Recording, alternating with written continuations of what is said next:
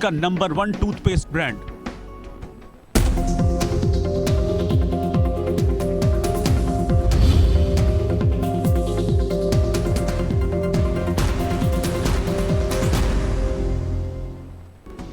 खास खबर के प्रस्तुत करता है न्यूट्रेला डेली एक्टिव 41 पोषण तत्वों से बना न्यूट्रास्यूटिकल्स। सह प्रायोजक हैं Nutrela bone health 100% natural calcium supplement हड्डियों की मजबूती के लिए।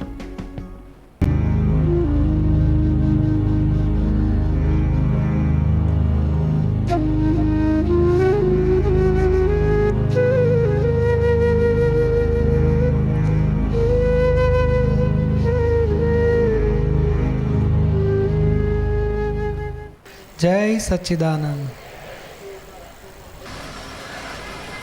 આજ સવારે પેલી જૈનોની વાત હતી ને, વાણિયાઓની, તે દાદાની જ્ઞાનવાણી છે ને, એમાં આજે જ સાંભળ્યું કે વાણિયાઓ જે ભગવાનને સિલેક્ટ કરે ને એ ફાઇનલ જ ગણી કાઢવા। કારણ શું છે કે બહુ ચકાસીને ફાઇનલ કર્યા હોય। પટેલના ભગવાન હોય ને તો લોચો કહેવાય કે ગોટાળો થઈ જાય। વાણિયાએ સિલેક્ટ કર્યા એટલે પછી ફાઇનલ જ ગણી કાઢવા કે ભાઈ હા ભગવાન ભાઈ આપણું કામ કાઢી લો। બ્રાહ્મણ હોય, પટેલ હોય, બધી જ્ઞાતિવાળાએ વાણિયાએ સિલેક્ટ કર્યું એટલે પછી માથું મૂકીને કલ્યાણનું કામ કાઢી લેવાનું કહે છે। હવે આપણે એ જ વાત થઈ ને એ જ વાત તો દાદાએ આગળ નહીં કરી।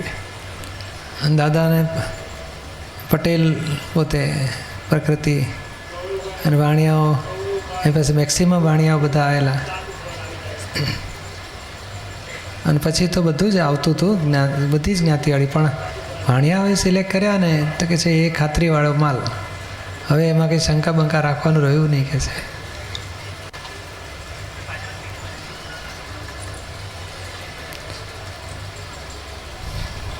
અને છતાંય દાદા વાણિયાને ટપી જાય એવા પાવરફુલ હતા જ્ઞાનની સૂક્ષ્મતામાં।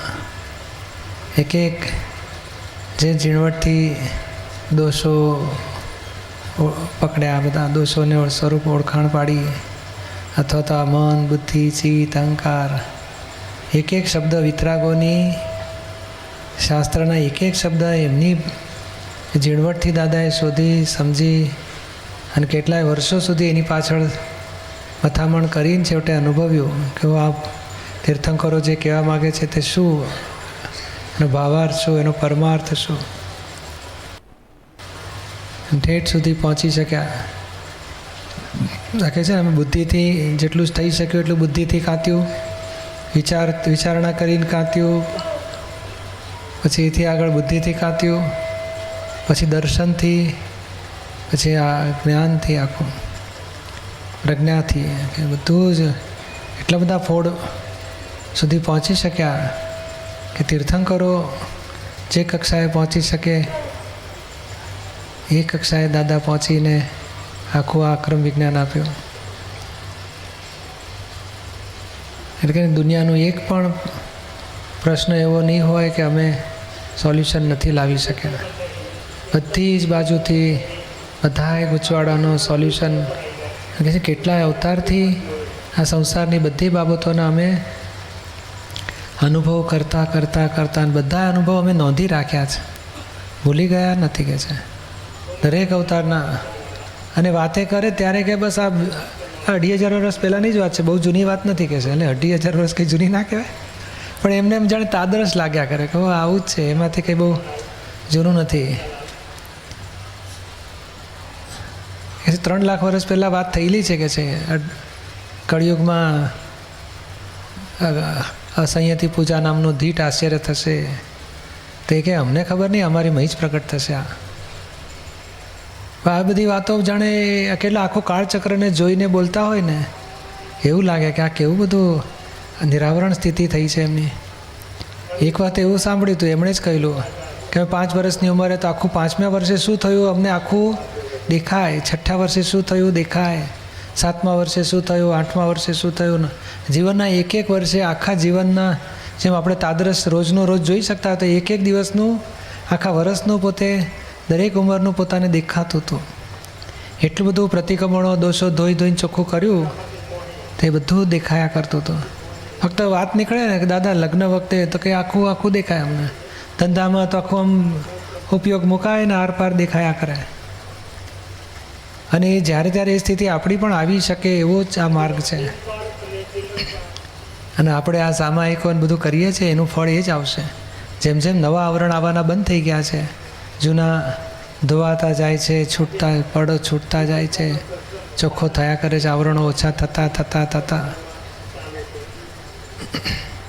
અને ઓછું થતું આવરણ નવા ઉત્પન્ન થવાના નથી, એટલે જૂના ખાલી થાય છે. એટલે પછી આરપાર દેખાયા કરશે એક વખત. પણ આપણી આ ખાસ આપણે આ સામાયિકો એટલે માટે જ કરવા માગીએ છીએ કે જેમ જેમ બધા આવરણો તૂટતા જાય, બધું આરપાર દેખાય, જેટલા પડો દેખાય એટલા ઓછા થતા જાય. એમ કેમ કરતાં નિરાવરણ સ્થિતિ આપણી આવતી જાય. એમ કરતાં આત્માના સ્પષ્ટ અનુભવ સુધી પહોંચીએ. અને એથી આગળ ધીમે ધીમે અહીંના હિસાબ જ ફાઇલોના હિસાબ ચોખ્ખા કરી નાખ્યા તો કોઈ આપણને અહીં સંગ્રહે જ નહીં. પછી મહાવિદ્ય ક્ષેત્રે જતાં જ રહેવું પડે. ત્યાં ખેંચે જ એક ક્ષેત્ર આપણને. કારણ આપણો સ્વભાવ એવો થઈ જવો જોઈએ, ચોથા આરાન લાયક. દાદા શું કહે છે કે તમારું કોઝલ બોડી એવું થઈ જવું જોઈએ ચોથા આરાન લાયક. પછી એક ક્ષેત્રમાં જ આપણો જન્મ થાય. અને એ આપણે પુરુષાર્થથી લાવવું પડશે. અને એમાં મોટો પુરુષાર્થ શું? તો ફાઇલોના સંભાવે નિકાલ કરો. ફાઇલના મનનું સમાધાન થવું જોઈએ, એને સંતોષ થવો જોઈએ. તરછોડ મારીને, કાપી નાખીને, દુઃખ આપીને આપણો છુટકારો થાય નહીં. એટલે સમાધાનપૂર્વક ઉકેલ લાવીને ધીમે ધીમે એક ફાઇલને જીતવી પડશે. 5 વર્ષ થાય કે 25 વર્ષ થાય, જિંદગીના છૂટકો જ નથી. અને ફાઇલ પૂરી થઈ તો પછી કોઈ આપણને રોકી પણ નહીં શકે મહાવિદ્ય ક્ષેત્રે જતાં. અને એ જ જીવનનો ધ્યેય આપણે લક્ષ્યમાં રાખવાનો છે કે મારે એક હિસાબ પૂરા કરી મહાવિદ્ય ક્ષેત્રે પહોંચવું હોય તો શું કરવું પડે. અને કોઈના દ્વેષ એનાય આપણે સંભાવે નિકાલ કરવાના છે. કોઈના રાગ તેનાય સંભાવે નિકાલ. આપણાથી કોઈના પ્રત્યે રાગ કે દ્વેષ ના થાય તે ફાઇલ નંબર 1નો સંભાવે નિકાલ કરવાનો છે. અને એટલા બધા પ્રતિક્રમણો કરીને ચોખ્ખું કરવા માગીએ છીએ આપણે કે જેથી કરીને પછી આ ક્ષેત્રમાં પાછું આપણને આવવું જ ના પડે. એટલે આ બધા વિષયના દોષો અને બધું કરીએ ને તો કેટલી વ્યક્તિઓ સાથેના આપણા જે દ્રષ્ટિ દોષ, વિચાર દોષ થયા બધા ધોઈ જાય. ચીકણી ફાઇલોના તો આપણે કરતા જ હોઈએ છીએ, એ ચોખ્ખું કરવું જ પડશે. એમ કરતાં આખા ભરત ક્ષેત્રના વ્યક્તિઓ સાથેના રાગ, દ્વેષ, મોહના હિસાબ પૂરા કરીએ તો આપણે આ કેવું છે, રસ્તો દાદાએ ખુલ્લો કર્યો છે, જ્ઞાન આપ્યું છે કે તમને એવું જ્ઞાન બતાડી છે. જ્ઞાન ફોલો કરશો એનું પરિણામ ચોથા આરાન લાયક આપણું કોઝલ બોડી થાય. 5 આજ્ઞા એવી વસ્તુ છે કે સૂક્ષ્મ ચાર્જ ત્યાં જ છે કે જે ચોથા આરાન લાયક બનાવે. બાકી સંસારમાં ભટકવું પડે એવું ચાર્જિંગ સ્ટોપ થઈ જાય છે. આજ્ઞા પાડ્યા બદલનું જૂજ ચાર્જ હોય છે એનું ફળ મહાવિદ્ય ક્ષેત્ર મળે અને મોક્ષ મળે. એટલે આખું આ વૈજ્ઞાનિક ઢબથી કોઝિસ કેવી રીતે સુધારવા એ રસ્તો બતાડી દીધો. એ જગતના લોકો ઇફેક્ટને કહેશે તું જૂઠું બોલે છે બંધ કરી દે, ક્રોધ કરે છે બંધ કરી દે, ચોરીઓ કરે છે બંધ કરી દે. ઇફેક્ટને સુધારવાની મહેનત કરે છે અને થાકી જાય છે. આખો એક ક્રમિક માર્ગ ઇફેક્ટને સુધારતો અને ઇફેક્ટને સુધારવામાં કોઝિસ ઓટોમેટિક બદલાઈ જાય છે. એટલે એમ ઇફેક્ટ સુધારતા કોઝિસ સુધારે છે. જ્યારે અક્રમ વિજ્ઞાને તો સીધું કોઝિસ જ બતાડી દીધા કે અહીંયા ફેરફાર કરો, ઇફેક્ટને સંભાવે નિકાલ કરી નાખો.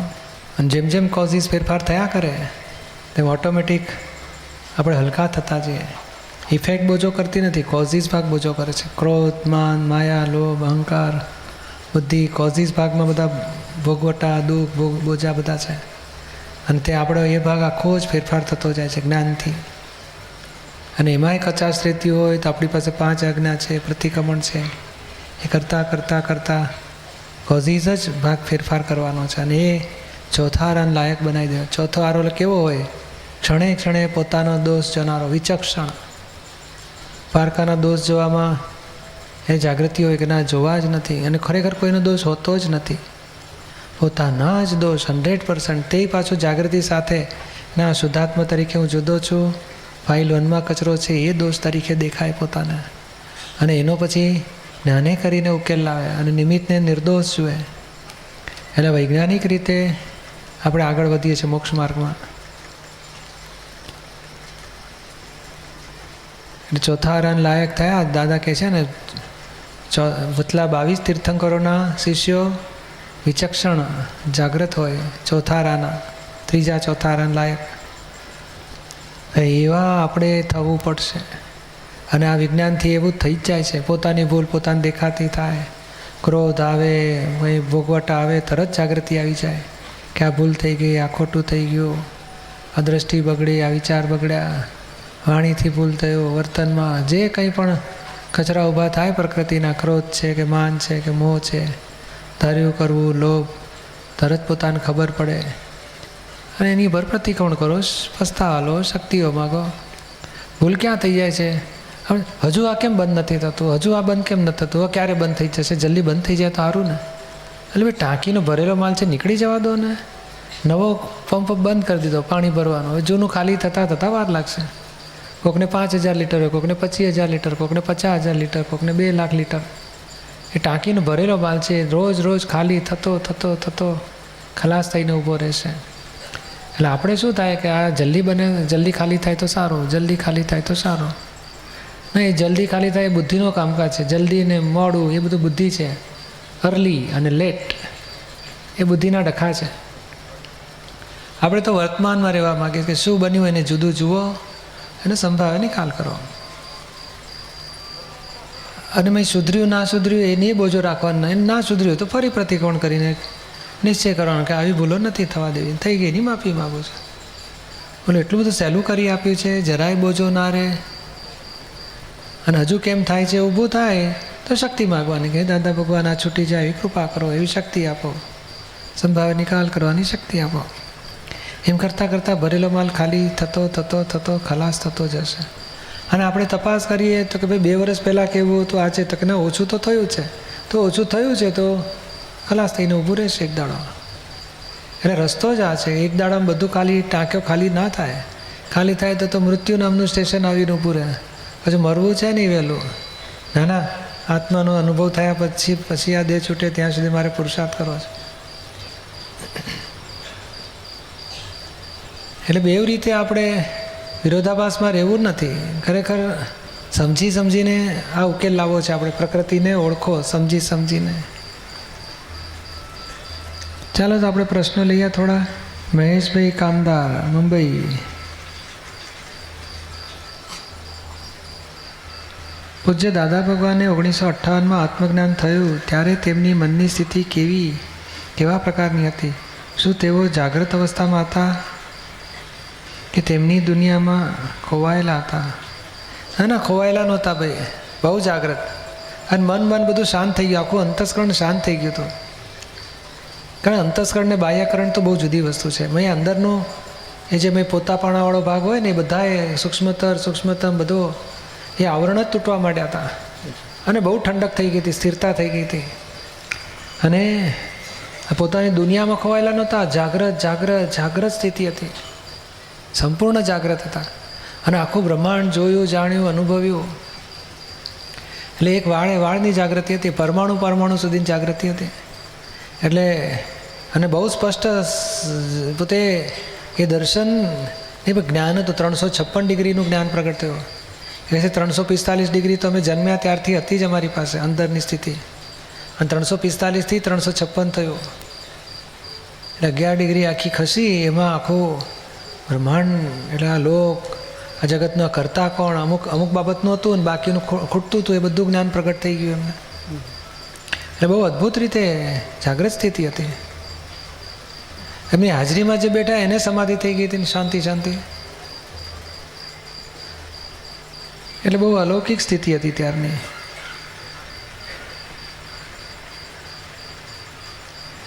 આત્મજ્ઞાન અને કેવળ જ્ઞાનમાં શું તફાવત છે? એ બીજ કહેવાય આત્મજ્ઞાન, અને કેવળ જ્ઞાન એનું ફળ આવે છે. આપણને આ ખરેખર આ જ્ઞાનવિધિમાં આપે છે કેવળ જ્ઞાન જ, તો પચે છે આટલું.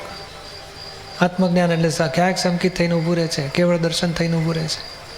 હવે જેમ 5 આજ્ઞા પડાય ને રહ્યું સયું કચરો જશે, ઘણો ખરો તો વરાળ સ્વરૂપ ને પાણી સ્વરૂપના બધાય કર્મો ભસ્મીભૂત થઈ જાય છે. હવે જામી ગયેલો માલ છેલ્લો માલ કહેવાય છે. ખાલી થતાં ખલાસ થશે. એટલે આત્માનું સ્પષ્ટ વેદન આવીને ઊભું રહેશે. અને પછી કેવળ જ્ઞાનનું સ્ટેશન આવતે બહુ. એટલું બધું આ એક જ્ઞાન વિધિમાં તો કેવળ જ્ઞાન જેવી સ્થિતિ જ આપે છે. કેવળ આત્મા જ પ્રાપ્ત થાય છે. પણ આ પચતું નથી. આ કે અમને નથી પચ્યું, તમને કેમનું પચશે?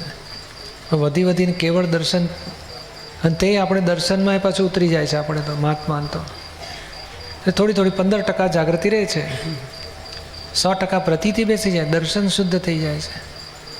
અને ધીમે ધીમે પછી 5 આજ્ઞા જેટલી પડાય ને એમ પછી ડિગ્રી વધતી જાય. હાલ પૂજ્ય દાદાના કુટુંબના કોણ કોણ સભ્ય ઉપસ્થિત છે? કયા કયા સભ્યો ઉપસ્થિત છે? એમના પોતાના તો બ્રધર એકલા જ હતા, અને વાઈફ અને બ્રધરના વાઈફ, બસ એ બધાએ અત્યારે હાજર નથી. પછી આમ 1 પેઢી 2-3 પેઢીના બધા પિતૃઓ હોય, કાકા બ્રધર ને કાકા ને, એ બધા એમાંથી અમુક અમુક છે. કોઈ કોઈ સમજાયું ને? જેમ મહાવીર સ્વામીને કેવળ જ્ઞાન થયું એવી જ અનુભૂતિ દાદા ભગવાનને થઈ હશે. હા, એ છે ભાઈ મોક્ષમાં સિદ્ધ ક્ષેત્રમાં બેઠા એટલું પરમાનંદ પરમાનંદ પરમાનંદ અનુભવ્યો. અને જળહળ જ્યોતિ સ્વરૂપ, પરમ જ્યોતિ સ્વરૂપ સિદ્ધ ભગવાન જેવી સ્થિતિમાં એમને વર્ત્યા કરે. ઘેર ગયા તો જાણે મુક્ત દશા, સંપૂર્ણ મુક્ત દશા. એ બહુ અલૌકિક સ્થિતિ હતી. અને આ દુનિયાથી મુક્ત થઈ ગયા હતા, અમને અનુભવ આવ્યો. પછી બધું પછી આખું બહુ ગજબની સ્થિતિ, આખું જગતની વાસ્તવિકતા જોઈએ એટલે કેટલી અલૌકિક સ્થિતિ કહેવાય. અને પછી કહે ને, નાનપણથી અત્યાર સુધીના જે સૂક્ષ્મ દોષો બધા, સૂક્ષ્મતર બધું, જે સ્થૂળથી માંડીને બધા પ્રકારના દોષો, પછી જેમ છે તેમ હકીકત જાણી એટલે એનાથી બધું ઊંધું ખબર પડી જાય ને. તે અહંકારથી જે દોષો થયા હતા બધા યાદ કરીને 4 વર્ષ સુધી તો ધોવામાં, બોલો કેટલું, બોલો 5000 રિવોલ્યુશનની કેપેસિટી, અને દિન રાત બધા પ્રતિક્રમણ કરીને ચોખ્ખું કર્યું. અને ખરું એ જ કામ છે. આપણે બધાએ આ જ પુરુષાર્થ, એમના જીવનના પુરુષાર્થની રીત સમજીને આપણા જીવનમાં ગોઠવવા જેવું છે. કે છે ને, અમે આખી જિંદગીના એક વ્યક્તિઓના પ્રતિક્રમણ કરીને ચોખ્ખું કર્યું, તો આપણે એ જ કરવા માગીએ છીએ. અને એ કરતાં કરતાં એમને એટલો બધો ઉગાડ થયો, સંયમ પરિણામ. એ કહે છે અમને દેખાય તો તરત ગયું, તો પ્રગટ થવું જોઈએ ને પાછું. દેખાયું જેમ છે તેમ દેખાઈ ગયું બધું. પછી જેમ જેમ નિમિત્ત ભેગા થતા ગયા તેમ તેમ અનુભવપૂર્વકની વાણી નીકળતી ગઈ. એટલે વાણીમાં જે આવવું ને એ પછી નિમિત્તને આધીન નીકળતું ગયું. એમને તો આખા લોક અલોક બધું જ જ્ઞાન પ્રગટ થઈ ગયું. પછી નિમિત્ત પૂછનારા નિમિત્ત પૂછે એટલે પછી એમની વાણી નીકળે. એ કે મારે બોલવું છે, મારે કહેવું છે, અંકારે ખલાસ થઈ ગયા હતા. બધાય પ્રકારના અંકાર ખલાસ થઈ ગયા હતા. પછી નિમિત્ત મળે તો વાણી નીકળે એમની. અને કહેતા હતા કે 356 ડિગ્રીના નિમિત્તો એ મળશે ને એવી વાણી એ નીકળશે. આ નીકળીએ ખરી ને આખું વિજ્ઞાન જ ખુલ્લું થઈ ગયું. અદ્ભુત વિજ્ઞાન ખુલ્લું થયું. આ 14 આપતાણીમાં તો આખું તત્વ વિજ્ઞાન પૂરેપૂરું સિદ્ધાંત સાથે સમાઈ જાય છે. સમજાય ને? કિરીટ ચાવડા, અમદાવાદ. જ્યારે એક બાજુ પુણ્ય કરીએ અને બીજી બાજુ પાપ થઈ જતું હોય, જો આપણે કરતા ભાવે કરીએ તેનું ફળ શું, અને અકર્તા ભાવે કરીએ તેનું ફળ શું? અકર્તા ભાવમાં તો પાપે ના બંધાય ને પુણ્ય ના બંધાય. અને એક વખત અકર્તા ભાવ આવે ને પછી કરતા ભાવ થઈ શકે નહીં. તમે જ્ઞાન લીધું કે? તો એ કરતા ભાવ વ્યવસ્થિત છે એવું સમજાયું ને? અને હું શુદ્ધાત્મા છું, ફિટ થયું ને તમને? એટલે હવે નવું કરતા ભાવ ઉત્પન્ન ના થાય. તમે માનો હું કરતા થઈને કરું છું, એ અહંકાર ફક્ત માને છે. અમે ઘણું બધું માનતો હતો, એક વધારાનો. ખરેખર થઈ શકે નહીં. જેમ તમે મકાન કોકને વેચી દીધું 20 લાખમાં, અને પછી માન્યા કરો કે આ મકાન આપણું છે, હા આપણે રિપેર કરાવીશું, રંગરોગાન કરાવીશું, તો શેક ચાલીને તુકા જેવું ના લાગે? એ વેચી દીધેલો માલને શું ખરીદ પાછું રિપેર કરશો તમે? એવું આ એક દસ્તાવેજ થઈ ગયા તમારા. સમજાય છે ને? એટલે હું એક જગ્યાએ કામ ઉપર ગયો હતો, ત્યાં ગાયો માટે થોડું પાણી ભરવાનું હતું વાળાનું. હા. પછી ત્યાં પીપળાનું ઝાડ પણ ત્યાં જ હતું. એટલે ત્યાંથી પાણી હું ભરતો હતો દરરોજ, બરાબર છે. પછી જ્યાં કીડીઓ નીકળે ને એટલે મને માલિકે ત્યાંથી કીધું હતું કે અહીંયા ઓટલા ઉપર પણ થોડું પાણી વેળી દેવાનું, એટલે ત્યાંથી કીડીઓ પણ મરી જતી હતી. હા, તો પ્રતિક્રમણ કરવાનું. એવું બને ત્યાં સુધી આપણે સાફસૂફ કરીને પછી ખસેડીને બધું કરવું. મારવાનો ભાવ એ ના કરાય અને મારવાનો રિયાય ના કરાય. થઈ ગયું એનું પ્રતિક્રમણ કરજે. હા, અભય શાહ, સુરત.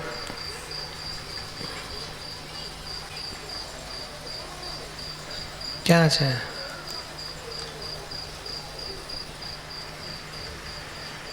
તમે નિંદ્રામાં હોય ત્યારે અંતરની અંદર કેવી જાગૃતિ હોય? નોર્મલ માણસને ગાઢ નિંદ્રામાં જ રહે છે, ઊંઘમાં પણ કેવી જાગૃતિ રાખવી જોઈએ તે સમજાવશો. આ જાગતાની જાગૃતિ રહે તો બહુ થઈ ગયું બાપ. ઊંઘતાની જાગૃતિને શું કરવું છે? એ ઊંઘ એનું નામ જ અજાગૃતિ. આખું આવરણ આવી ગયું હોય, મારે બારી બારણા બંધ થઈ ગયા હોય, પછી ખબર પડે ખુલ્યું એટલે ખબર પડે બારી ખુલી, નહીં તો અંધારું કોર. પછી જાગીએ ત્યારે ખબર પડે થોડું ઘણું, નહીં તો પાછું આવરણ આવી જાય. સમજાય ને? એટલે એની બહુ મોટી મહત્વતા છે નહીં, જે જાગ્રત કાળ ઉપયોગપૂર્વક જવો જોઈએ. જે આપણે 18-19 કલાક જાગતા હોઈએ છીએ ને, એટલો કાળ ઉપયોગપૂર્વક જવો જોઈએ. પછી જે બન્યું એ સાચું, ઊંઘમાં તો કંઈ બહુ ઠેકાણું રહેતું નથી, લાકડા જેવું થઈ જાય શરીર. અહીંથી ગલોડી જતી રહે ખબર એ ના પડે પેટ ઉપરથી. સમજાય ને? હા ભાઈ, જે રીતે એક નાની પૂરી સંતાનમાં જાગૃતિ રાખતા હોય ઊંઘમાં પણ, તે કેવી જાગૃતિ હોય? એ ઊંઘમાં એટલે શું, ઊંઘનારો જુદો છે એટલી સમજણ પડે. એ જાગે ત્યારે ખબર પડે, હો તમે ઉઠી ગયા, સારું થયું, ચાલો આજે વ્યવસ્થિત ઉઠાડ્યા, આજે આખો દાડો શુદ્ધાત્માનો ઉપયોગમાં રહેવું છે, કોઈને દોષિત જોવા નથી, ફાઇલોના સંભાવે નિકાલ કરવા છે, નિશ્ચય થાય બધા. પછી ઊંઘવાનું થાય તો હવે તમે સૂઈ જાઓ. હા, એ ભ્રાંતિ ના હોય કે મને ઊંઘ આવીને હું ઊંઘી ગયો, એવું ના હોય. જાણે કે આ પાડોશીને હવે જેમ નાના મમ્મીઓ નથી જાણતી, આમાં બાબો આગળ સૂઈ ગયો છે, એને ડખો નહીં કરવાનો કે છે, એને શાંતિ સુવા દો. પછી ઉઠે એટલે જ અમારો બાબો ઉઠ્યો કે છે, ખબર ના પડે? એ જ આમાં પાડોશી જાગ્યા ઊંઘ્યા બધી ખબર પડે, બીજું તો શું. સમજાયું ને? એટલું ખબર પડે કે આ જાગે એટલે ખબર પડે, ઊંઘી જાય એટલે કે હવે તું સૂઈ જા શાંતિથી, હવે બાકી બધું પોસ્ટ ઓફિસ બંધ, હવે કોઈના ટપાલ લેવાની નહીં, કોઈને મોકલવાની નહીં, શાંતિથી સૂઈ જા. હા, મશીન બીજો આરામ આપવો પડે ને. હવે તું આરામથી સૂઈ જા ને પછી ઉઠે એટલે કે ઉઠ્યા તમે, હાંડો હવે આપણે આખો દાડો દાદાનું કામ કરીશું. કોઈને દુઃખ ના થાય ધ્યાન રાખજો, કોઈને ભાવ બગાડશો નહીં. બધું સમજણ પાડીને પછી પાડોશીને કહેવાનું તું તારું કામ કર, અમે અમારું કામ કરીએ. વાંધો ખરો આપણને? ના, કઈ વાંધો નહીં. જય સચ્ચિદાનંદ. બાકી ઊંઘમાં જાગૃતિ રહેવી ને એ બહુ જુદી વસ્તુ છે. ઊંઘનારો ઊંઘે ને જાણનારો જાણે, એનું નામ જાગૃતિ. શું પછી તે ઘડીએ ના હોય, આમ આગળ પાછળ સમજમાં હોય કે આપણે નથી આ સુનારા. હા, બીજું ઘણી વખત સપનામાં પ્રતિક્રમણ થઈ જાય, સપનામાં દોષો દેખાય, એ જાગૃતિ એ અમુક જાતની હોય, ઘણી વખત હોય. સમજાય ને? પણ એનો ઉપાય કરવાની મહેનત ના કરશો. ઉપાય તો જાગ્રત કાળ જેને ઉપયોગપૂર્વક જતો હોય એને ઊંઘમાં એ છૂટું જ હોય, પછી એને કંઈ લેવા દેવા ના હોય ઊંઘનાર સાથે. જેમ આહારી આહાર કરે છે ને એમ ઊંઘનારો ઊંઘે છે, જાણનારો જાણે છે. એ સ્થિતિ સમજમાં હોય એને કાયમ. પ્રિયંકા સોમપુરા, વણાકબોરી. જ્યારે કોઈ પણ પ્રસંગ ખબર પડે કે સૂક્ષ્મમાં માન હતું, પછી શું કરવું? તેને જોયા જ કરવું કે તેના પણ પ્રતિક્રમણ કરવાના? એટલે જોવાનું ખરું, પણ માન ક્યારે ઊભું થાય? આપણે કોણ છીએ પછી બતાડવાનું, ભાઈ આ કોને થાય છે, આપણે કોણ છીએ, પાછા ફરો. માન રાખીને કરવું શું? વિશેષતામાં શેના માટે પડવું છે? એટલે ધીમેથી એને ભાગાકાર કરવા. એ ગુણાકારથી ઊભું થયેલી વસ્તુ ભાગાકારથી ખલાસ થઈ જાય. એટલે જાણવાનું પહેલું સ્ટેપ, અને જુદું રાખીને ભાગાકાર કરવાનું બીજું સ્ટેપ, અને કોઈને દુઃખ આપ્યું હોય તો એના પ્રતિક્રમણ કરવાના ત્રીજું સ્ટેપ. સમજાય ને? હું સાચી છું માનતા હોય ને એટલે મેં એ માન કહેવાય એક જાતનું. તો આપણે બતાડવું પડે કઈ રીતે સાચા તમે માની બેઠા છો. જો આટલી ભૂલો કરી, આ જો લોચા ભરે, આ ભૂલ થઈ, એટલે પેલો અહંકાર પછી ઓગળ્યા કરે કે હા મારી ભૂલ થઈ. સમજાયું ને?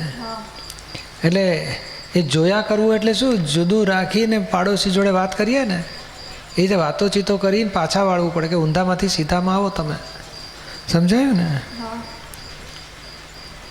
શ્રદ્ધાબેન, અમદાવાદ. નિધિ ધ્યાસન કરવાથી શું ફાયદો થાય? ક્યાં છે? આખી સીડીનું નિધિ ધ્યાસન કરવું કે સમય પ્રમાણે? સીડી એ સમય પ્રમાણે. બ્રહ્મચર્યની ચોપડી વાંચવાની રીત સમજાવશો. સીડીનું નિધિ ધ્યાસન એટલે અસીમ જય જયકારની સીડી. હા, મેં તો સીડી એટલે કઈ દાદરા ચડવાની વાત છે? લાકડાની, એલ્યુમિનિયમની ઘણી સીડીઓ આવે છે ને આજકાલ તો. દાદાનું નિધિ ધ્યાસન કરવાનું, સીડીનું નહીં. તો દાદા નિધિ ધ્યાસન કરે ને, જેનું નિધિ ધ્યાસન કરે તેવો આત્મા થાય. બોલો હવે આપણે કલ્પના કરીને શું નિધિધ્યાસન કરતા હોઈશું તો શું થઈ જાય આપણું પછી બગડી જાય બધું. દાદા ભગવાનનું કરો, સિમંદર સ્વામીનું કરો તો તે રૂપ થઈને ઊભા રહીએ આપણે. સમજાયું ને? અરે સીડી જોતા હોય તો સારું છે, પ્રત્યક્ષ દાદા જુઓ તો દાદા આપણે ચિત્તમાં ધારણ થઈ જાય, પછી આંખો બંધ કરો તો દેખાયા કરે, એ સારી વસ્તુ છે. એવું કરજો. અને દાદા ભગવાન અસીમ જે કાંઈ બોલવા હોય તો પેલા પ્રત્યક્ષ દાદા ભગવાનની સાક્ષી એવું બોલવું જરૂરી છે? ના ના, એવું કશું નહીં. જય સચ્ચિદાનંદ. એનવી ઝાલાવાડિયા, નિવૃત્ત ડૉક્ટર આચાર્ય, સુરત. હા, એ છે અમુક ધર્મમાં બ્રહ્મચર્યને ખાસ મહત્વ આપે છે. તે શું દેહ ધાર્મિક ક્રિયા મુજબ શક્ય છે? બ્રહ્મચર્ય જરૂરી બધા ધર્મો છે. ગ્રસ્તમાં પણ મારો પ્રશ્ન એ છે કે આખા જીવન દરમિયાનનો શું પૂછવા માગો છો? એ શક્ય છે કે નહીં? હા, શક્ય છે ને, પણ વૈજ્ઞાનિક દ્રષ્ટિએ શક્ય છે. એટલે દાદા ભગવાને રસ્તો બતાવ્યો, સમજથી પ્રાપ્ત બ્રહ્મચર્ય. એ સમજ કરતાં કરતાં બ્રહ્મચર્ય સિદ્ધ થઈ શકે મનુષ્યથી. આ કાળમાં સાચી સમજણ વગર અશક્ય છે. હળહળતો કળિયુગ, બફારાનો કાળ, બળતરાનો કાળ.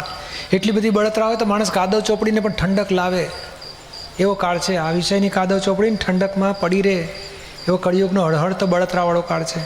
પણ આ અક્રમ વિજ્ઞાન એ અદ્ભુત છે કે મહીથી કહીને સમાધિ સુખમાં રહી શકે અને વિષયથી છૂટી અખંડ બ્રહ્મચર્ય સિદ્ધ કરી શકે.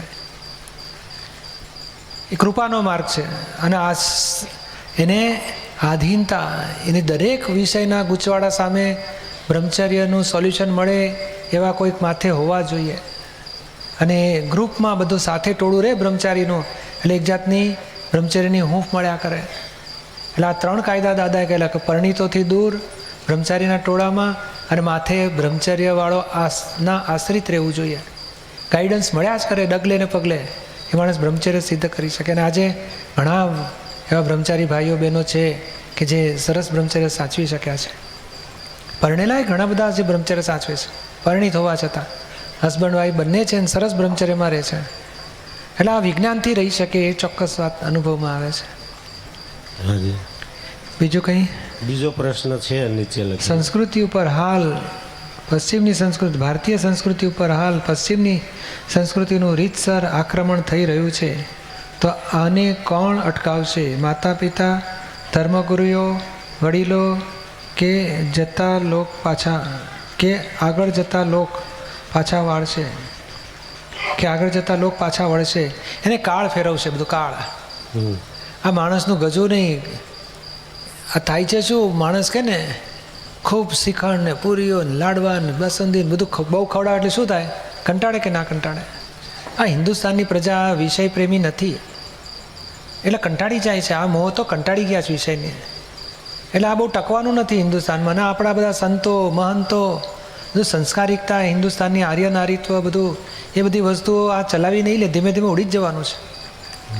એટલે ઉડી જ રહ્યું છે. આજે જો ને, આ તમે નથી જોતા કેટલું આધ્યાત્મિક સત્સંગ માટે આટલું બધું 15-20 હજાર માણસ બેસતા સાંભળે, એ મોટું આશ્ચર્ય ના કહેવાય? આધ્યાત્મિક સત્સંગ, કથા વાર્તા ભક્તિમાં તો હોય મોટું ગ્રુપ. આધ્યાત્મિક આત્મતત્વની વાતો માટે આટલી બધું લોકોને રસ પડવા માંડ્યો, એ મોટું હિન્દુસ્તાનનું એક મોટું એવિડન્સ કહેવાય કે ભવિષ્ય બહુ ઉજ્જવળ છે. હવે બહુ મોટું એવિડન્સ કહેવાય. અને આ વિકારો બધું બોલો કેટલાય. આજે બોલો, આજે જ વાત થતી રાજકોટ મંદિરે કે છે એ 1000 2,000 માણસ આવે છે અઠવાડિયે, રવિવારને દાડે. તો કેમ? તો કે લોકો હવે ફરવાના સ્થાને જતા નથી, ધાર્મિક સ્થાને પહોંચે છે. અહીંયા સુરત મંદિરે બધું 1000 2,000 માણસ આવ્યા જ કરે છે. કેમ? તો કે લોકો હવે આ બધી 5 ઇન્દ્રિયના સુખોથી કંટાળી ગયા છે અને સાત્વિક સુખ શોધે છે, નિર્વિકારી. એટલે આ કુદરતી રીતે થઈ રહ્યું છે. આ કાળ બદલાયો. હવે આ 2005થી દાદા કહેતા હતા કે હિન્દુસ્તાન આખા વર્લ્ડનું કેન્દ્ર થશે જ, અને આપણે થઈ રહ્યું જોઈ રહ્યા છીએ. એટલે તમારી ભાવના બધી આ ભારતીય સંસ્કૃતિની ઉપર આક્રમણ બધું પૂરું થઈ ગયું. પણ આ જે છે ને, આ બધું હંમેશા ટ્રાન્ઝિટ પીરિયડ હોય. એક જૂનું બગડતું હોય ને, પછી અટકે ને પછી નવું સુધરે ને વચ્ચે ટાઈમ જાય થોડો. હા, ટ્રાન્ઝિટ પીરિયડ જેવો ટાઈમ છે. જય હા, સચિદાનંદ. જય સચ્ચિદાનંદ. અંબાલાલ ભાઈ રાઠોડ, સિંજીવાડા. હા, એ કહે છે કે મનુષ્ય જીવનમાં, મનુષ્ય જન્મમાં ફાઇલોનું વળગણ ક્યારથી વળગ્યું છે અને કયા કારણથી આ વળગણ છે તે વિગતે સમજાવશો. એ મનુષ્ય જીવનમાં કેવું છે કે જેના ક્રોધ માન માયલો વધે ને, પેલા મેં 4 ઇંચના હતા, 2 ઇંચના, તો એટલો મોહ હોય ને. અહીંયા ફોરેનમાં જોઈએ ને 18 વર્ષે તો બાબલો બેબલી છૂટા, અરે 12 વર્ષથી છૂટા ફરતા હોય, અને 18 વર્ષે તો આખાય છૂટા પડી જાય. પછી તો જાતે કમાઈને પરણે ને પછી ફાધર્સ ડે ને મધર્સ ડે ને પછી મળવા આવે મમ્મી પપ્પાને, પછી કશું લેવા દેવા નહીં. બરાબર. એટલે એનો મોહ આટલો તો આટલું જ કનેક્શન. અને આપણે તો 7 પેઢીનો લોભ હોય ને, હા, બાબલાનો બાબલો, તેનો બાબલો, તેનો બાબલો. અને કે છે આ 4થા પેઢીની બાબાને આંખે દર્શન થાય એવું છે, બાબાને દર્શન કરીને પછી જઈશ કે છે. જો માજી કે તમારે હવે શું બધી નાદારી નીકળી? તો કે નહીં, થોડું આંખે દેખાય છે કે છે, 4થી પેઢી જોઈને પછી જઈશ. કેટલાક 5મી હોપ જોવા ઊભા હોય, હા, 8 પેઢી. પાછું મેં પીપીએફ ખોલાવી નાખે બાબલા, તમે બાપા શું? તો કે નહીં, મારે આખી બધી પેઢીને ધ્યાન રાખવું પડે. ભાઈ પૈસા આવતા તો મેં 2 ઘર બાંધે. શું કામ? તો કે એક મારા નાના દીકરા માટે, એક મોટા દીકરા માટે. તો જાત જાતનું બધું મોહમાં જો આપણી પ્રજા. 7 પેઢી લોભ છે એટલો મોટો, હા, હા, સમજાય ને? એટલે જ્યારથી આ ક્રોધ માન માલુમ ઊભા થાય છે ને, ત્યારથી આ સંબંધો ઊભા થાય છે. બરાબર. એને રાગ અને દ્વેષ કહેવાય. રાગ અને દ્વેષથી આ વ્યવહારના સંબંધો બધા થાય.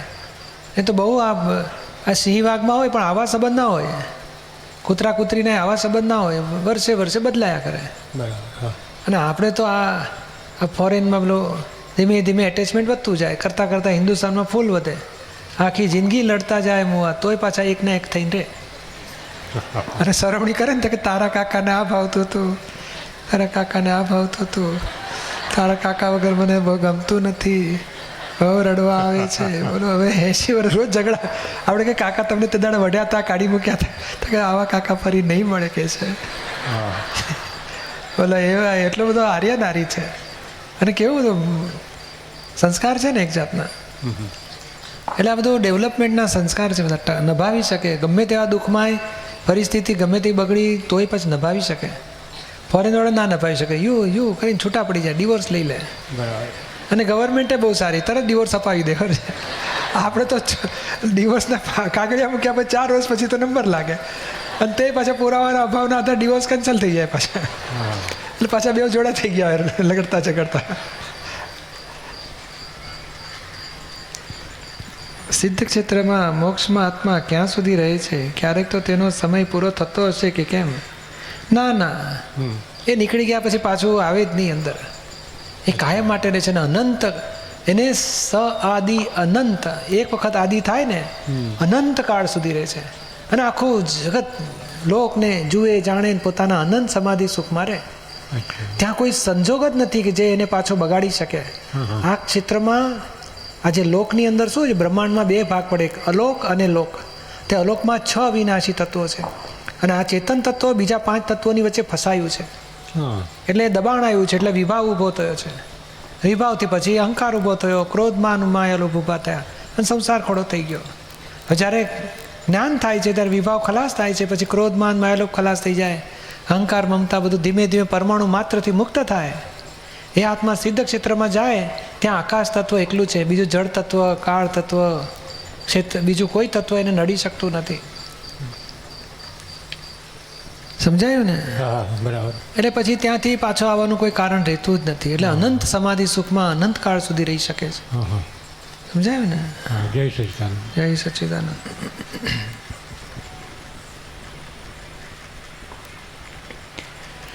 રામજીભાઈ પટેલ.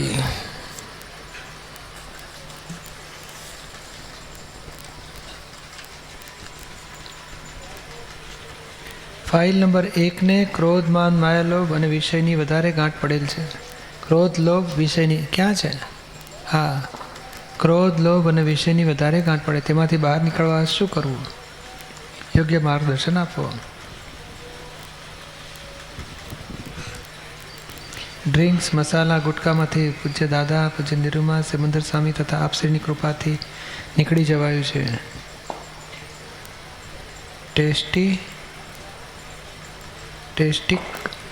શું લખ્યું છે? પણ કરી લીધું. ક્રોધમાન માયાલોભમાંથી ક્રોધ લોભ વિષયમાંથી બહાર નીકળી શકાતું નથી. થોડું થોડું નીકળી જવાયું છે. જેવું કે દાન આપવાનું શરૂ કર્યું છે. સ્થૂળ વિષયમાંથી નીકળી શકાયું છે. દ્રષ્ટિ દોષમાંથી નીકળી શકાતું નથી. એનો ઉપાય આટલો જ છે કે આખા દિવસમાં એ દ્રષ્ટિ દોષ ક્રોધથી કે માનથી કંઈ પણ દોષ થાય ને એ રોજના રોજ દોષો સામાયિકમાં ધોઈ નાખો. કારણ શું છે કે રોજે રોજના કચરા સાફ કરો ને એટલે ધીમે ધીમે કચરો ઓછો થતો જાય. તો 9 કલામાં તો આપણે દરરોજ કરું છું. બહુ સારું. અને આપણે દરરોજ ચરણ વિધિ ને બધું કરું. બધું સરસ થયું એટલે વિધિ થઈ ગઈ. નહીં એટલે હવે 4 ભાગ પાડીએ છીએ આપણે. ચરણ વિધિ બધી કરી એટલે 1 ભાગ થયો. પછી વાંચન બીજો ભાગ બાકી રહ્યો. તો બ્રહ્મચર્યના પુસ્તકનું થોડું વાંચન અને બીજું દાદાની બીજા પુસ્તકોનું થોડું વાંચન. નાની ચોપડીથી શરૂઆત કરો પણ 2 જાતનું વાંચનની જરૂરી છે. ભલે 5 પાના બ્રહ્મચર્યની ચોપડી વાંચો પછી 5 ચિંતાની ચોપડી કે ક્રોધની કે અથડા મંટાળો પણ બીજી એક ચોપડી થોડું વાંચવાનું. એ વાંચનની જરૂર છે. એટલે જ્યારે મેં બ્રહ્મચર્યની ચોપડીનું વાંચન કરો ને ત્યારે ખાસ 1.5 કલાક માટે વિષયના દોષોના પ્રતિકોણ કરવાના. દ્રષ્ટિ દોષ તો હા એનો રસ્તો જ બતાડું છું તમને. કારણ શું છે કે આપણી આ દ્રષ્ટિ ગાંઠ કયા ભાવમાં પડેલી ને તે ત્યાં ફળ આપે છે. જેમ ચૂલા ઉપર લોખંડનો ગોળો મૂક્યો હોય ને પછી અગ્નિથી સળગાવો એટલે પેલો લાલ લાલ થઈ જાય ને પછી મેં ગેસનો ચૂલો ઓલવી નાખો ને તોય પેલો સળગ્યા જ કરે લાલ લાલ તણખા જર્યા. આપણને લાગે આપણે તો ગેસનો ચૂલો બંધ કર્યો તો આ શું થઈ ગયું? ગરમી ચૂસી લીધી હોય ને હવે ડિસ્ચાર્જ થાય ગરમી. એવી આ ગાંઠમાંથી વિષયના પરમાણુ ફૂટે. તો આપણે શું કરવાનું? આ 6ઠ્ઠી કલમ કમસે કમ 10 મિનિટ બોલવાની, શક્તિ માગવાની. પછી શુદ્ધાત્મા અનુભવ સિવાય કાંઈ જોતું નથી. 10 મિનિટ શક્તિ માગો. 10 મિનિટ આખા દિવસમાં ક્યાં દ્રષ્ટિ દોષ થયો, આકર્ષણ થયું, 3 વિઝનથી જુઓ, રિયલથી શુદ્ધાત્મા જુઓ. તેનાથી એ દોષ ધોઈને પ્રતિકોણ કરીને ચોખ્ખા કરો. અને કશાયનું પણ એવી રીતે જ પાછું ચોખ્ખું કરો કે આખા દિવસમાં કોઈને દુઃખ થાય એવો વ્યવહાર બન્યો છે તો રામજીભાઈને કહે તું પ્રતિકોણ કર ને ધોઈ નાખ. સમજાયું ને? આ 2 સ્ટેપ વધારે હવે તો ઘણો બધો ફેર પડી જશે. હા, જય સચ્ચિદાનંદ. જય સચ્ચિદાનંદ. પાલીબેન પરમાર, વિસનગર. ક્યાં છે? છે પૂતગલના ભરેલો માલ જ નીકળે છે તો પ્રતિક્રમણ શા માટે? એ ભરેલો માલ નીકળે છે પણ ભરેલા માલ આપણે માલિક હતા એણે ભરેલો ને. કોથરામાંથી વરટાણા નીકળ્યા પણ ભરતી વખતે તો આપણે ભરેલા ને. એટલે ભરનારાને પછી કહેવું પડે કે તમે ધોઈ નાખો. આ સડેલા કેમ ભીંડા લાયા, સડેલા ઈયળવાળા વટાણા કેમ લઈ આવ્યા? સસ્તા હતા એટલે એની પાસે કરાવવું પડે. શું? અને બીજું કારણ પ્રતિક્રમણનું એ છે કે જે આપણા ભરેલા માલથી સામાન્ય દુઃખ પહોંચે છે તે જીવને દુઃખ થવાથી એ જીવ આપણી સાથે વેર બાંધી શકે, મોક્ષે જતાં અટકાવી શકે. તો આપણે મોક્ષે જતાં અટકવું નથી. એની પાસે પસ્તાવા લઈએ છીએ કે હે શુદ્ધાત્મા ભગવાન, આ વ્યક્તિને દુઃખ પહોંચાડ્યું, માફી માગું છું. હા દીપકભાઈ, સામા વ્યક્તિને દુઃખ પહોંચે છે પણ દાદા એક આપતાવાણીમાં એવું કહે છે કે અણુ પરમાણુનો હિસાબ હોય અને આપણે એને દુઃખ દેવું નથી પણ એ સામો આપણી સામે એવું રીતનું વર્તન કરે કે એના અણુ પરમાણુ આપણા સામે ખેંચાય ને આપણે એને દુઃખ દેવાનું મન થઈ જાય. હા, એવું બને કે ના બને? બને ને. હા, પણ એટલે આપણામાં પરમાણુ હતા કે નહીં? પૂરું તો થયું ને કે આપણામાં કચરો છે. આપણે દેવું જ નથી પણ એ સામો આપણે એ તો કહે ને કે આપણે સાપને દંશવું જ ના પણ એ આપણને દંશે તો શું કરવું? એટલે આપણે તો સાવચેતી રાખવી જ પડે ને. અને પણ તમને ભટકાયો જ કેમ? તમારા પરમાણુ હતા માટે. ગોળ હતો તો માખીઓ આવી. ગોળનો શો દોષ? માખીઓનો શો દોષ? આપણે ગોળ ધોવો જ પડે, નહીં તો માખીઓ છોડશે નહીં આપણને. આપણો હિસાબ હતો એટલે જ આપણને એ તો વાત એક જટ છે દાદાની. એ વાત તો હિસાબથી જ એકબીજાને ફાઇલો મળે છે. વધારે ચીકણી ફાઇલો દીકરો દીકરી થઈને આવે છે. વધારે આવું બધું દાદા કહે છે ને. હા, આપણા બુદ્ધિ કેવી છે ખબર છે કે મોઢામાં આંગળા નાખીને બોલાવડાવે છે. તો બોલ્યા તો આપણે જ ને વળી. એટલે ગુનો તો આપણો કહેવાય જ. આ બુદ્ધિ શોધખોળ કરે કે એણે ગુનો કર્યો છે, મારી કાંઈ ભૂલ નથી. હા પણ તમે નિમિત્ત બન્યા બદલે પ્રતિક્રમણ અવશ્ય કરવું જ પડે. કરવું જ પડે. દાદાએ શું કહ્યું? 2 જાતના પ્રતિક્રમણ કરવાના એ વાત બતાડીએ હા. કે આપણાથી ક્રોધ થઈને બીજાને દુઃખ થયું તો સીધું પ્રતિક્રમણ કરવું પડે. મેં ક્રોધ કરીને દુઃખ આપ્યું તે બદલનો. હા અને મારા લીધે કોઈને ક્રોધ કરવો પડે તો મારા નિમિત્તે એને ક્રોધ કરવો પડ્યો તે બદલ પણ મારે જ પ્રતિક્રમણ કરવું પડે, કારણ મારા નિમિત્તે એને ઊંધું કર્મ બાંધવું પડે છે. અચ્છા. એ બદલ પ્રતિક્રમણ કરવું પડે. હા હા તમારે કયા પ્રતિક્રમણ કરવાની ઈચ્છા થાય છે? એક કે બંને? બંને. હોડાય. કારણ કે આપણે એનાથી છૂટી જઈએ ને, નકામું શું કરે, મોક્ષ મોડો કરીએ. હા એ પાછું વળગેલું રહે. હા એટલે મોક્ષમાં એનાથી આપણે એનું છૂટે ભાઈ એણે જે કંઈ હિસાબ બાંધ્યો એ આપણા જ ભૂલનું પરિણામ છે. નિમિત્ત બન્યા. હા આપણી ભૂલ કો કે આપણે નિમિત્ત. નિમિત્ત બન્યા અને એ નિમિત્ત આપણી ભૂલનો બન્યો, એટલે બંને સામસામેની ભૂલનો છે. એટલે જો કે હવે બરાબર એકદમ મગજમાં બેઠું ને, આ બેઠું ને. વાત પૂછતી હતી. બસ ચાલો, સારું થઈ ગયું. હવે આટલા દીપકભાઈ, બધા- હા. હું 2005ની સાલમાં મેં જ્ઞાન લીધું હતું, બરાબર. બરાબર. પણ હું અડાલજ આવું અવારનવાર, પણ સત્સંગ શરૂ થઈ ગયો એટલે મારી કોઈ પણ ચિઠ્ઠી કે પહોંચી શકતી નથી. કેટલાય વખતથી મારે તમને ભાવ થતો તો હું દીપકભાઈ સાથે વાતો કરેલો બધું કેટલું, પણ એ બધી કેટલીક વાતોનું સમાધાન તો મેં ટીવી ઉપર આપના સત્સંગ સાંભળીને સમાધાન મેળવી લીધું. જેનું સમાધાન ન મળ્યું એ આજે હું તમને પ્રત્યક્ષમાં એનું સમાધાન કરી લઉં છું. થઈ ગયું ને હવે તો સમાધાન? હા હા. અને આ મગજમાં બે પણ ઘણી વાર ભૂલી જવાય છે. અમે ગઈકાલે પણ તમને પ્રશ્ન કર્યો તો મારે એક બેબી 30 વર્ષની ઉંમરની હતી અને 8 મહિના થયા એને એક્સપાયર થઈ ગઈ, બરાબર. એ માનસિક અવસ્થાવાળી હતી એટલે ચરણવિધિ નથી કરી શકતી. એકવાર અડાલજમાં 3 દિવસ હિન્દીનો પ્રોગ્રામ હતો એટલે મહાત્માએ કહ્યું કે ગુજરાતીમાં તમે નહીં બોલી શકો, પણ મેં દાદા પાસે 5-10 મિનિટ માગણી કરી, દાદા ભગવાન મને હિન્દીમાં બોલવાની શક્તિ આપો, હું મારી બેબીને એક્સપાયર થયા પછી આજે પહેલો જ સત્સંગ એટેન્ડ કરી શકીશું. મારે મારા મનની વાત દીપકભાઈને કરવી છે. અને છેલ્લે 7 વાગે ઉઠતા દાદા ભગવાને મને શક્તિ આપી હિન્દીમાં બોલવાની, અને મેં આપની સામે 2-3 મિનિટ હિન્દીમાં વાત પણ કરી. અને એ મારી દેવી જ્યારે એને 3 કલાક બાકી હતા એક્સપાયર થવાનો, એનો દેહ વિલય થવાનો, ત્યારે મને એકદમ જ્ઞાનની જાગૃતિ આવી અને મેં શુદ્ધાત્મા છું, શુદ્ધાત્મા છું, શુદ્ધાત્મા. બસ એ જ રટણ મેં શરૂ કર્યું. પછી મને આંખમાં અત્યારે ભોગવટો હોય એને એક્સપાયર થઈ ગયા પછી મને ભોગવટો આવ્યો, પણ જ્યારે એનો જીવ 3 કલાક સુધી તો મને એક સહેજ પણ આંસુ ના આવે, કશું થાય નહીં. અને જાણે મને એમ જ થાય કે મારી સામે દાદા ઊભા છે અને આ જીવ છે હવે એ મોક્ષે જાય છે, આવું જ થાય. અને શુદ્ધાત્મા કર્યો અને 3 જ કલાકમાં એ બેબી એક્સપાયર થઈ ગઈ. પણ મને એ વખતે બિલકુલ આંસુ ના આવેલું. પછીથી મને ભોગવટો બહુ આવ્યો કે મેં કેમ આવી ભૂલ કરી. આ છોકરીના સાથે મેં કંઈ એક આંસુ ના પાડ્યું, હું શુદ્ધાત્મા જ કર્યું, એને પંપાડી નહીં, એને બોલાવી નહીં, એને કશું જ ના કર્યું. ખાલી નમો વિતરાગાય, નમો યંતાણમ, નમો સિદ્ધાણમ, નમો આર્યાણમ એ કર્યું.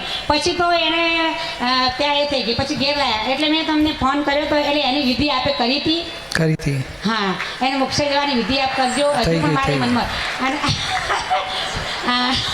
સારું, બીજો પ્રશ્ન કહો. આજ તો તમારી સાથે ભરપેટે વાતો જ કરવા માંગુ છું. 5 વર્ષથી મારા હાથમાં માઇક આવ્યું જ નથી એટલે આજે તો હું કરી જ લઉં વાતો. વળી મારા મનનું બધું સમાધાન કરી લો બસ. પછી હું તમને 2-3 સત્સંગમાં નહીં વાતો કરું, પણ આજે કરી લો. 2-3 પછી પાછું કરીશ કે છે આખું કામ. હવે તો ઉંમરમાં બેઠા છીએ, કયા ટાઈમે મોક્ષે જવાની ગાડી આવી જાય અને જતા રહીએ તો પાછો ભેટો થાય નહીં. એટલે આજે તો મારે વાતો જ કરવી છે, જે હોય તે કહો. મારે બાકીના 3 પ્રશ્નો આપ મને મારા મનનું સમાધાન કરી આપો દીપકભાઈ.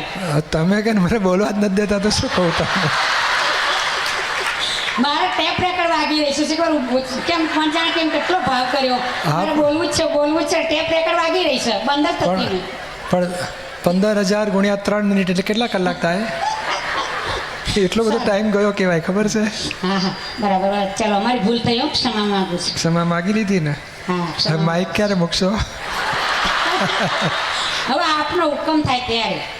કઈ નહીં, એક પ્રશ્ન લઈ લઈએ. ચાલો, 1-2 લઈ લો ને. એક જ લઈએ. અણુ પરમાણુના હિસાબથી પૂતગલ બંધાયેલું હોય છે. હિસાબથી પૂતગલ ખેંચાય છે તે કઈ રીતે? સામે પૂતગલ ખેંચાય તે કઈ રીતે? એ લોચુંબક અને ટાંકણી જોઈ લાગે. હા. તે ટાંકણીને લોચુંબક ખેંચે ને, હા, કેમ મોટું લોચુંબક હોય તો ટાંકણીને ખેંચે, નાનકડું લોચુંબક હોય ને મોટું લોખંડ હોય ને હા. આખું લોચુંબક લોખંડ પાસે ખેંચી જાય. હાજી એવું આ બધું રોંગ બિલીફના આધારે હું પાલીબેન માન્યું, હું સ્ત્રી છે માન્યું, એટલે પછી રોંગ બિલીફના આધારે લોચુંબકત્વ ઊભું થાય, હા. પછી એના આધારે રાગ દ્વેષ થાય અને પરમાણુ પછી ખેંચાય બધા, હાજી અને પરમાણુ ખેંચાય પછી હિસાબ બંધાય બધા. હા અને કેવું ગ્રાહક અને વેપારી જેવો હિસાબ છે. હા. આપણે સપ્લાય કરવું છે, એમ પેલાને ખરીદવું છે. જેમ પેલી શાકવાળીને શાક વેચવું હોય, આપણને ખરીદવું હોય તો આપણને થાય લાવ શાક લઈએ, પેલી કહે છે મારે વેચવું છે, એટલે પછી બે ભેગા થાય. હા. એવું આ છોકરા ને પત્ની ને પતિ ને મા બાપ ને બધો હિસાબ આવી રીતે બંધાઈ જાય છે. હાજી રાગ અને દ્વેષથી સપ્લાય અને ડિમાન્ડના આધારે પછી સંબંધો બંધાય છે. હાજી. અને આપણે ભ્રાંતિથી માનીએ કે મારી દીકરી ને હું માં ને મારો દીકરો ને હું માં છું ને મારા પતિ ને હું પત્ની, મારી માં છે ને હું દીકરી છું, બધું હા, એવું તો બહુ જ થાય. એ વ્યવહારથી પછી બંધાઈ જાય છે. હા, હા. બાકી કોઈ આત્મા કોઈની દીકરીએ નથી ને કોઈ આત્મા કોઈની માએ નથી ને કોઈ આત્મા કોઈની પત્નીએ નથી ને હા. કોઈ આત્મા કોઈનો પતિએ નથી. હા. એ જ્ઞાન જ્યારે ભાન થાય છે ત્યારે પછી એ ધીમે ધીમે મમતા મોહ અહંકારમાંથી મુક્ત થઈ પોતાના આત્મા અનુભવમાં પછી રહે છે, આત્મરમણતામાં રહે છે. હાજી પણ આ અજ્ઞાનતાને લઈને પેલા પરમાણુ ચાર્જ થાય છે, પછી ચાર્જ પરમાણુ ઇફેક્ટ આપે ત્યારે હા. ડિસ્ચાર્જ થાય. હા હા સમજાઈ ગયું ને? હવે સમજાયું. પણ એક પ્રશ્ન તમારો બહુ જ એ છે, મેં 2-3 વાર લખ્યો ને તમારી પાસે પહોંચ્યો નહીં. આટલો પ્રશ્ન મને કરી આલો, મેં બસ તમારી ક્ષમા માગું છું. મને દાદા કહે છે કે આપતાવાણીમાં 13મી આપતાવાણીમાં મેં વાંચ્યું હતું, તો એમાં કહે છે કે મનુષ્યના જે ભૂતગલ બંધાવાની શરૂઆત થાય બીજા જન્મની, તો 40 વર્ષની ઉંમર પછી આયુષ બંધાય છે, કારણ શરીર બંધાય છે. તો જે મનુષ્ય 40 વર્ષ પહેલાં એક્સપાયર થઈ જાય તો એનું કઈ રીતે બંધાતું હશે? ના, એકચ્યુઅલી 40 વર્ષ એવું કહે છે કે 2/3 2/3 લાઈફ બાકી હોય, ધારો કે 60 વર્ષ જીવવાનો હોય હા. તો એને 40મે વર્ષે બંધાઈ જાય, હા અને 20 જ વર્ષ જીવવાનો હોય ને તો લગભગ કહે ને કે 12-13 વર્ષે એનું બંધાઈ ગયું હોય. હા પણ કેટલાક તો 6 મહિનાનું થઈને બાળક મળી જતું હા, તો હોય 6 મહિનાનો 2/3 કરો એટલે 4 મહિનામાં એનું આયુષ બંધાઈ જાય. હા અને કેટલાક તો પ્રસૂતિ બાદ 2-3 દિવસમાં જ મરી હા, તો 3 દિવસમાં હોય ને તો 2 દિવસમાં આયુષ બંધાઈ જાય. જાય એવું? હા, એવું બરાબર. સમજાઈ ગયું ને?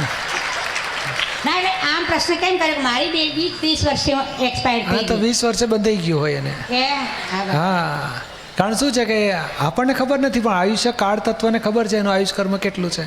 એટલે એ કાળના આધારે પછી 2/3 આયુષ બાકી હોય ને ત્યારે બંધાવા જ ખરેખર તો બંધાઈ જ રહ્યું હોય. જન્મે ત્યારથી એક બાજુ ઉકલે છે ને બીજી બાજુ બંધાય છે, હા હા બંધાયા જ કરતું હોય છે. હા હા પછી આ તો શું છે, સાધારણ કુદરત આપણને ચાન્સ આપે છે કે તમારું જે જીવન બાકી છે હા. 1/3 બાકી હોય, તમને 63 વર્ષ થઈ ગયા દાખલા તરીકે, હા હા તમારે હવે ધારો કે બીજા હજુ તમે 81 વર્ષ જીવવાના હોય હા તો કે 54 વર્ષે બંધાવાની શરૂઆત થઈ જાય આયુષ્ય. હા અને પછી બીજા બાકી રહ્યા 27 વર્ષ, તો એના 18 વર્ષે પાછું બીજું બંધાય, હા એ પ્લસ માઇનસ થઈને, હાજી. એટલે 72મે વર્ષે પાછું રહ્યા 6 વર્ષ, હાજી. 9 વર્ષ, તો 9ના 6 વર્ષે પાછું નવું બંધાય જૂનું એડ થઈને.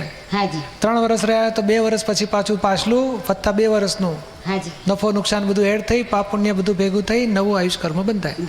પણ એમ કે છે દાદા કે છેલ્લે 13 સેકન્ડ બાકી હોય હા. તો 13 સેકન્ડમાં પણ માણસનું શરીર આખું બદલાઈ જાય છે. આ બધું બદલી શકાય. હા 13 સેકન્ડમાં એના ભાવો જો બદલી જાય તો બદલાઈ તો એ જાય. માણસ ઊંચી ગતિમાં જાય, સારા ભાવો થાય. થઈ શકે, સાચી તો વાત. એ 13 સેકન્ડમાં તો પછી કોઈ મહાત્માએ આખી જિંદગી દાદાનું પેલું કર્યું હોય અને કદાચ 13 સેકન્ડમાં કોઈ કવડો વિચાર આવી ગયો તો અમારું બધું પાણી જતું રહે.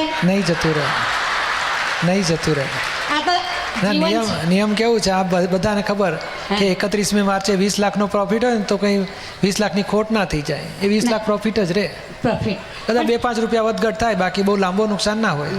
આ 13 સેકન્ડની વાત કરી. ના 13 ના, સેકન્ડ એ 1 સેકન્ડમાં ફેરફાર થઈ શકે પણ તમારું નહીં થાય. શું તમે ચિંતા ના કરો. મારું ના કરતા હું બહુ કંટાળી છું હો જીવનથી. મારા તો તમે મને મોક્ષ જ જો- આલી આ અવતારમાં જ જો કંટાળ્યા ને એનો હા. અર્થ દ્વેષ કહેવાય. એવું ના હા, એ કંટાળે દ્વેષ એટલે પાછું આવવું પડશે તમારે. ના ના ના ના ના ના ના એવું ના પડશે. એટલે કંટાળવાનું હોય ને એ રાજી નહીં થવાનું. આ ના પાડોશી નહીં કંટાળી. જેમ પાડોશી એના ઘરે રહેતા હોય ને એ રાંધીને ખાતા હોય, આપણે આપણા ઘરે ખાતા હોય, હા. તો એ પાડોશીના આધાર મને બહુ કંટાળો હોય, બોલીએ તો કેવું દુઃખ થાય એને. ના કંટાળી નહીં હો, બહુ સારું બસ. હા, એ છે. જો એ હતું તો અહીંયા આવ્યા ને તમે, કેવા સરસ. હા એટલે આ દેહ તો સાધન કહેવાય, ગાડીથી કંટાળવાની. ગાડી આપણને એરપોર્ટ લઈ જાય, ઘરે મૂકી જાય, એ ગાડી કહેવાય. આમ તો કંટાળી નહીં, જીવન સારું મળ્યું છે, મનુષ્ય દેહ મળ્યું. મોંમાં પડશો નહીં પાછા, શું? મને ચાલો હવે ઘણી વાત કરીએ આપણે. ના, ના, હા, થોડી વાત હવે એમ કનકસિંહ નહીં. સોલંકી. એમ નહીં, આ બે રીતે હું વાત કરું તો મારું તો શું થાય? એટલે તમારે જાણવું છે કે પાલીબેન આવી વાત કરે છે, મોહની વાત કરે છે ને હા, કંટાળાની વાત કરે છે. હા, તો બસ અને હું તો તો- શુદ્ધ આત્મા છું. હા હા હા બસ એવું સેટે સૂટું રાખવું, શું? બરાબર ચાલો. બરાબર. હા બસ કનકસિંહ સોલંકી. જય સચ્ચિદાનંદ. હા, જય સચ્ચિદાનંદ.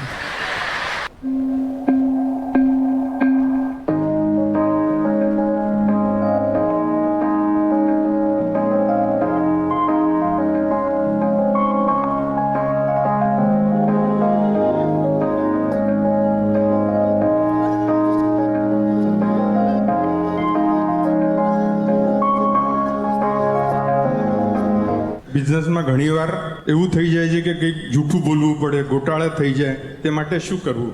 એના પ્રતિક્રમણ કેવી રીતે કરવા? નક્કી કરવું કે ભાઈ ચોખ્ખી રીતે કામ કરવું છે, પછી સાવ ખોટું ના કરવું છે કે ભાઈ આમ કે ને 1000 રૂપિયાનો માલ નાખ્યો છે ને 300 રૂપિયાવાળો જ ક્વોલિટીનો નાખ્યો હોય અને કામ બગડી જાય થોડા વખતમાં, એ લોકોનું મશીન બગડે, એવું ના કરાય. બેસ્ટ 1000 ક્વોલિટીનો માલ ના, જે પૈસા આપણે લીધા હોય તો એ બેસ્ટ ક્વોલિટીનું કામ કરો, બેસ્ટ ક્વોલિટીના સ્પેર પાર્ટ વાપરો. પછી ભાઈ આ કે ને સાહેબ અડધો એક ટકોય આમાં પ્રોફિટ મળતો નથી, હવે ખરેખર 40% પ્રોફિટ મળતો હોય તો એવું ના બોલાય. સાહેબ જો દુકાન માંડી છે, માણસોના ખર્ચા છે, થોડો પ્રોફિટ તો રાખીએ છીએ અમે, પણ અમે બેસ્ટ ક્વોલિટીનો માલ આપીશું, ખોટા ભેળસેળ કે ગોટાળા નહીં હોય આમાં. હા, પ્રોફિટ તો હોય, અમે કારણ શું છે કે અમારા ખર્ચા પાણી કાઢવાના, ઘરના ખર્ચા, જીવન છે બધું. હા, મહેનત કરીશું અને મહેનતનું પ્રમાણે પ્રોફિટ લઈશું. હા, તમને મુશ્કેલીનું બગડી જાય, કામ ખરાબ હોય કે માલ ખરાબ હોય, એવું નહીં કરીએ. એટલે સાવ જૂઠું નથી બોલવું, ચોખ્ખું જ બોલો કે ભાઈ અમારે હા અમુક ટકા હોય પણ ખર્ચા પાણી નીકળવા માટે રહેવાનું છે. પણ અને ગોટાળા થઈ ગયા હોય કે ભૂલચૂક થઈ ગઈ હોય તો જે સાહેબ હોય કે ભાઈ સાહેબ આટલી આ ભૂલ થઈ છે ને, આપણે આવી રીતે કામ બગડ્યું છે, ધીમેથી સોલ્યુશન લાવી નાખો. તો ધીમે ધીમે એ સાહેબે રાજી થાય કે ના ચોખ્ખો માણસ છે, જૂઠું બોલતો નથી, ગોટાળા થવા અને થઈ ગયો હોય તો ખુલ્લું કરી દે છે. તો એ પછી અને કામમાં એ ભેળસેળ ના કરીએ કે જૂઠું ખોટું બધું ઊંધું ના કરીએ તો શરૂઆતમાં એમ લાગશે કે પ્રોફિટ ઓછો આવે છે, આ લોકો ગોટાળા કરીને વધારે પ્રોફિટ મેળવે છે. પણ છેવટે સર્વૈયે શું આવશે? ઇમ્પ્રેશન એવી પડશે કે આ ચોખ્ખો છે, ભલે 5 પૈસા વધારે લે પણ આની પાસે માલ લેવાય, આની પાસે કામ કરાવાય, આ ગોટાળો નહીં કરે. ભવિષ્યમાં એટલી બેસ્ટ ઇમ્પ્રેશન પડશે, બધા ઓર્ડર આપણી પાસે વધારે આવશે. મારે એવું જ થયેલું, ગોટાળા નહોતા એક વખતે, અને મારું કામ કર્યા પછી પહેલાં 2 વર્ષ જોવું જ ના પડે, મશીન બેસ્ટ જ ચાલતું હોય. તો મને એક ઓર્ડર ઓછા મળે, પણ ઓછા પણ પછી બધાને પ્રેસ્ટીજ વધતી ગઈ તો વધુ કામ મળતા ગયા, એવું બને પછી. એટલે આ આપણે ચોખ્ખું કામ કરવાનું ધ્યેય રાખો. જે ભૂલચૂક થઈ જાય, ગોટાળો થઈ જાય, જૂઠું બોલાય, એના પ્રતિક્રમણ કરો કે ફરી આવું કરવું નથી, એવા નિશ્ચય રાખો, ચોક્કસ ધીમે ધીમે સારું રિઝલ્ટ આવશે. અને પ્રતિક્રમણ કેવી રીતે કરવાના લક્ષ્મીના વ્યવહારના? એટલે આ જે ગોટાળો કર, ટૂંકમાં શું છે કે સામાને છેતરીને વધારે પડાવવાની દાનત થઈ, ત્યાં જ માફી માગવાની છે કે ભાઈ આપણે મારે 15% પ્રોફિટ રાખવાનો હતો, આ મેં 40% લીધો ને પણ જૂઠું બોલ્યો, માફી માગું છું. આ ના કરવાની શક્તિ આપો. અને નિયમ કેવો છે કે તમારે મહિનામાં 35,000 આવવાના છે, તે પછી ગોટાળા કરશો તોય 35,000 આવશે, અને સિન્સિયરલી ને નીતિ પ્રમાણિકતા સાચવશો તોય 35,000 આવશે. માણસને સિન્સિયર રહીને ગોટાળા નહીં કરો, અપ્રમાણિકતા અનીતિ નહીં કરો. હવે જે 35,000 આવવાના તે વ્યવસ્થિતના હિસાબે આવે છે, પુણ્યના હિસાબે. અને જે ગોટાળા કરીએ છીએ આવતે બહુના ગુના બાંધીએ છીએ અને સિન્સિયર રહીએ છીએ, નીતિ પ્રમાણિકતા સાચવીએ છીએ, આવતે બહુમાં સેફ સાઈડ થઈ ગઈ ને વધારે પૈસા આવશે અને વધારે સરસ એને લાભ મળશે.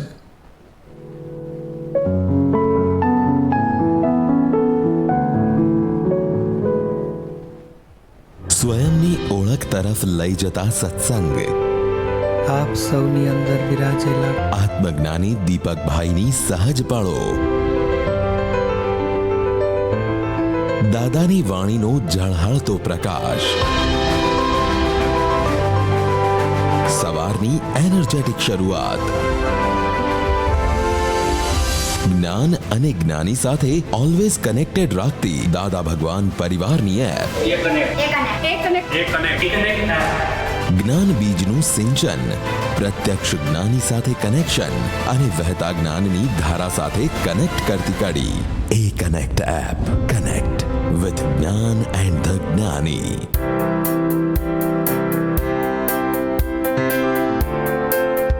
બહારથી તો આપણે હેલ્ધી રહી શકીએ છીએ, પણ અંદરની હેલ્થનું શું? ડિપ્રેશન, બેરોજગારી, ચિંતા, નિરાશા, ગુસ્સો, અપમાન, એકલતા. Unlock the inner block.